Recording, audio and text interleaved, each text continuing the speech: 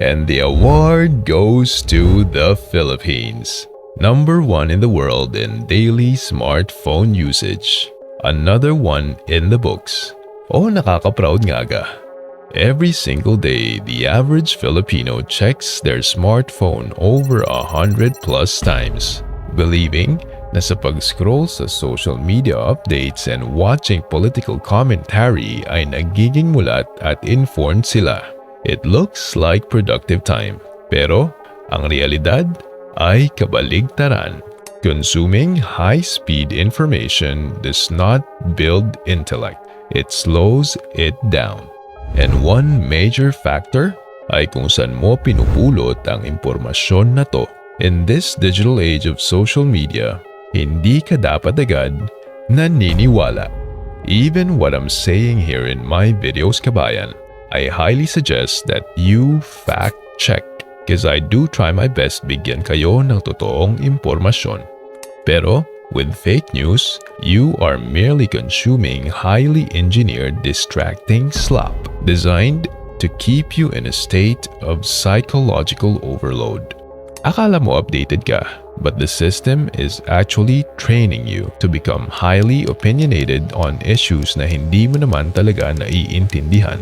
Topics na kaya mo ka talagang ipaliwanag ng malalim. If you can, good. You're part of the informed minority. Samantalang ang karamihan ay nilamon na ng sistema. The more fake news you consume, lalo kang lumalayo sa katotohanan. You're not becoming a better citizen. You're becoming a walking misunderstanding, perfectly primed for a controlled state of panic. Ito ang mekanismo ng mass psychosis, kung paano nawawala sa wisyo ang isang lipunan. At ang Pilipinas sa ngayon ay isa sa nangunguna dito. Welcome to the channel Kabayan, the channel to give you knowledge and power. Today, we dive deep into the age of misinformation, kung paano ang fake news ay humahantong sa mass psychosis. Chapter 1: The Witch Hunt. Let's go back to medieval Europe, 1400s to 1700s. Sa loob ng 3 siglo, tinatayang 40,000 hanggang 60,000 na katao, karamihan ay kababaihan, ang pinaslang dahil lamang sa akusasyon na sila ay mga mangkukulam. Hindi ito random misunderstanding. It was a system. 1487 nung nilabas ang librong Malleus Maleficarum, isang gabay kung paano kilalanin at parusahan ang isa umanong mangkukulam. Salamat sa bagong imbentong printing press, and it became one of the first best-selling books sa Europe. Pumangalawa lang ito sa Biblia. Sa madaling salita, the first technology na dapat sanang nagpalaganap ng impormasyon at kaalaman ay ginamit para magkalat ng takot. Ba't nga ba ito pumatok sa milyon-milyon? Dahil napakagulo ng mga panahon na to. This was the time of the War of Religions na sinabayan pa ng salot na Black Death that killed almost 50 million people. Pagod, takot, at nandulumo sa natitirang pag-asa. Sa paghahanap ng solusyon sa kaguluhan, kung anong dahilan at sinong may kasalanan. Natural sa ating mga tao na maghanap ng kasagutan at karamihan sa desperadong mamamayan maghanap ng masisisi. At sinong madaling ituro? Yung mga mahihina, kakaiba at mga taong walang kapangyarihang lumaban. Dito papasok yung tinatawag na crowd identity. Ayon sa French psychologist na si Gustave Le Bon, ang isang tao na miyembro ng isang grupo ay may malaking posibilidad na maabsorb at mahawa sa pananaw at kilos ng nakararami. Nawawala ang individual accountability sa pagtatago sa gitna ng grupo.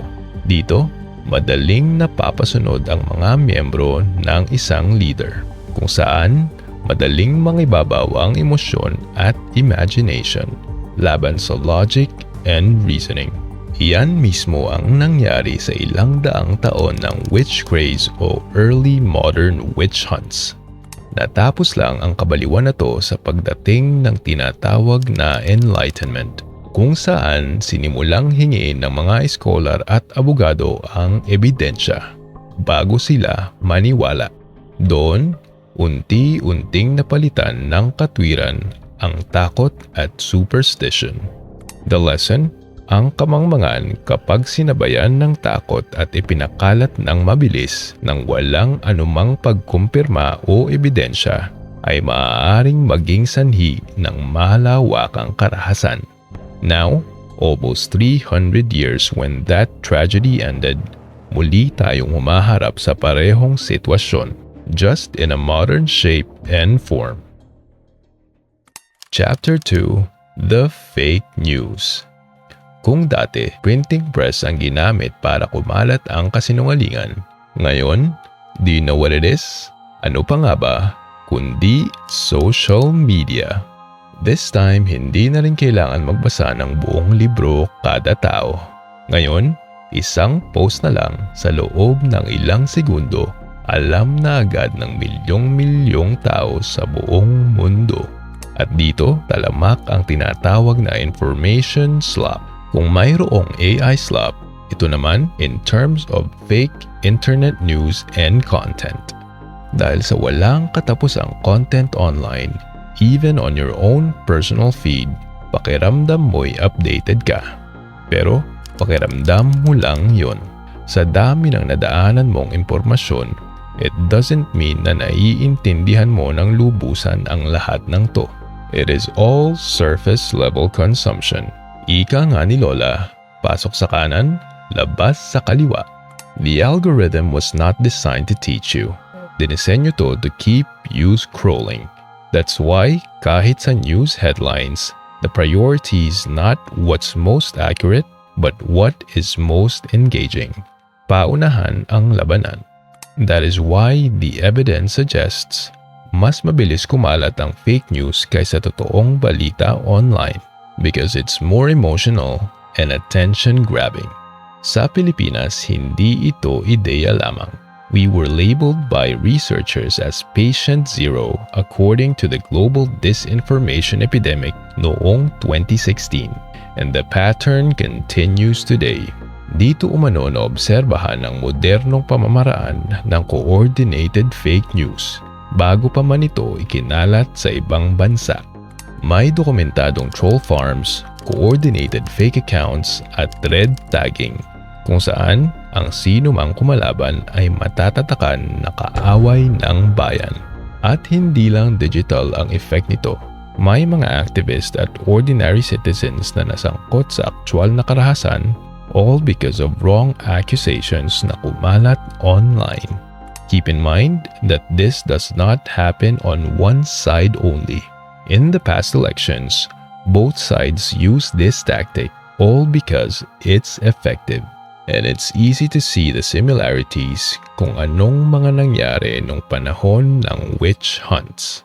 And because of all these noise, based on the 2025 data, 67% ng mga Pilipino ang nag-aalala sa disinformation, the highest it's been since it was first monitored starting 2020. Punong-puno at nag-uumapaw na content at impormasyon pero nauuhaw sa katotohanan. Chapter 3: The Engineered Chaos. Ngayon, tanong, sinong nakikinabang dito? Sa unang tingin, it looks random. Away sa comments, division, confusion. But if you look closely, there is a pattern. First, people are plunged in fear and uncertainty. Next, they are given an enemy to blame. And lastly, yung mga nag-aaway, once they're a member of a group, they willingly become fanatics. Hindi na kailangan ng paliwanagan o sapilitan. They will accept control ng bulag-bulagan at para bang mga alipin. Ito yung tinatawag na engineered chaos as a tool for order. Hindi na kailangang ipilit sa isang tao ang isang kasinungalingan, sapat nang paulit-ulit siyang lituhin with confusing information hanggang sa mapagod na lang at tumigil ng mag-isip. Sa puntong yun, susunod ka na lang sa pinakamalakas na boses. totoo man ang sinasabi nito o hindi. This is what experts call flooding the zone. It's not about hiding the truth, but drowning it with overwhelming noise. And while this is happening, on top of it, there is another trap called connected cage, or algorithmic cage, or digital cage. Billions of people are connected online today, yet we are more isolated. Why? Instead of showing random content, platforms deliberately curate your feed to keep you scrolling. They feed you content that reinforces your existing biases, which creates your own echo chamber.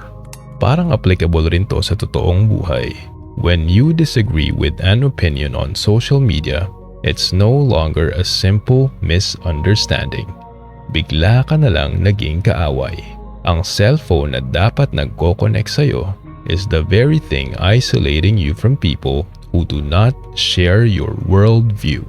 Parang ito yung hindi naman kayo nag-away ng tiyahin o classmate mo, pero hindi ka na lang basta kinausap ng dahil sa Facebook post. If we allow this to continue, the trajectory is clear. A generation drowning in information, yet starving for critical thought, while the very decisions shaping our future slip by, unchecked by the masses. If we go back to Dr. Jose Rizal, his message was clear. Kaalaman ang siyang magpapalaya sa atin. Not the amount of information, but our understanding. He died just to tell the truth. Ngayon, no one needs to die just for the truth. Kailangan lang natin huminto, mag-isip at magtanong bago tayo maniwala o mag-share. Napakasimple sabihin, ano kabayan? Ang tunay na kaaway ngayon ay hindi yung kabilang partido, not another religion, not the comment section. Ang tunay na kalaban ay ang katamaran natin mag-isip. Every time we give in to content that we have not verified, we continue to feed the very system that has already killed thousands based on assumptions and fear. Ang pag-unlad ng Pilipinas ay hindi lang nakasalalay sa ekonomiya o sa mga taong nakaupo. Nakasalalay ito sa kakayahan ng bawat Pilipino na mag-isip ng malinaw. Vote wisely, kabayan. The first step away from this so-called mass psychosis is not revolution. It is our own quiet decisions. Ayusin ang sariling isipan bago husgahan ang isipan ng iba. So what do you think, kabayan?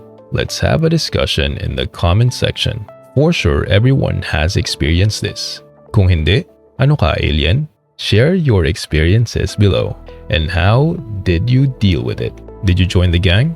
Or did you stop and think about it? That's all for now, kabayan. Again, this is your pambansang bedroom voice na nag-iiwan ng mga katagang. Do your best and what you do best. Bye-bye!